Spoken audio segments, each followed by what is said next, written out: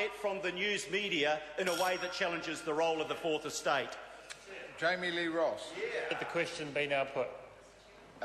Leanne Dalziel. Mr Chairman, the Minister, when she spoke before, talked about the powers of the Serious Fraud Office producing a result because of the guilty plea in relation to South Canterbury Finance. But my reading of that, and I've had to look it up on my mobile phone, says that it's not South Canterbury Finance case that has led to a guilty plea.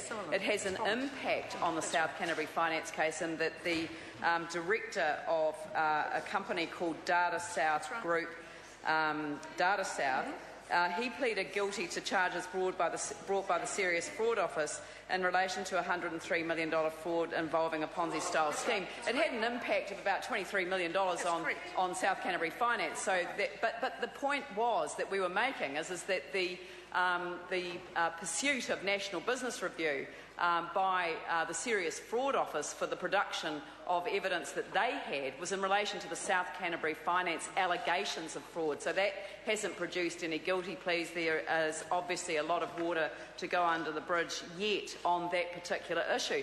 But because the Minister isn't the Minister of Commerce as well as the Minister of Justice, as her predecessor was, I just thought I'd give her a little bit of a history in relation to where my thinking developed on where the Serious Fraud Office powers should sit in relation to the changes that have been made under the Financial Markets Authority legislation. And in fact, the Commerce Select Committee did an inquiry into the finance company failures, and one of the suggestions to look at was the question of whether this particular power of these powers of the SFO, which the Minister sort of kind of says requires this very special set of powers to be continued, that it better sits within the framework of the FMA, because the FMA process is actually a really good one. It's brought together a range of different agencies that all have a different function, and often one takes precedence over the others.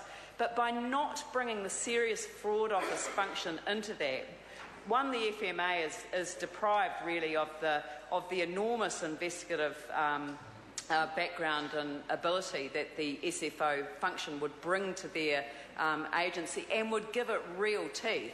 But secondly, it hasn't resolved the precedence problem, and that is that the FMA, like the Securities Commission before it, could not act until after the Serious Fraud Office had investigated and completed all that work. Now, I know they work alongside each other with a degree of cooperation, but the truth is that there is a hamstring effect on both the now FMA and previously the Securities Commission. And so by, and I know that the government campaigned on retaining the separate status of the Serious Fraud Office, but I feel, look, okay, well that's fine. You can say you won. That we know that. That's not the point. We're trying to actually have an intelligent debate about matters that really, well, if you're suggesting that I'm not trying to contribute to this debate in a genuine way, then I think that reflects more on the Minister than it does reflect on me, because I am actually trying to contribute to this debate in a serious way, because we all on this side of the House would like to reach a point where we could get such a degree of support for a major measure as this as we could easily achieve. There's only an element of difference between us, and I believe that with some goodwill and some a contribution to the debate that would take into account these views, then I believe that we could get there.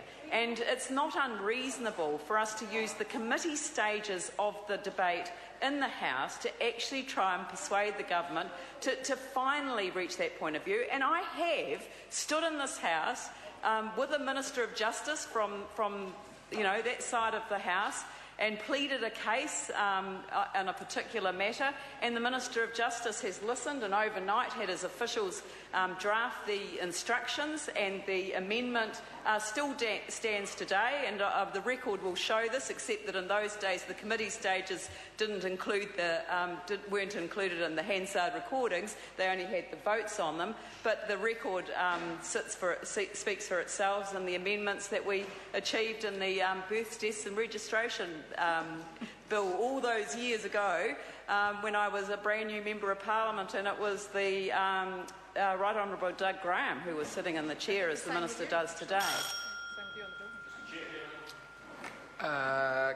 Dr. Cam Calder. I move that the motion be now put. Stephen Browning.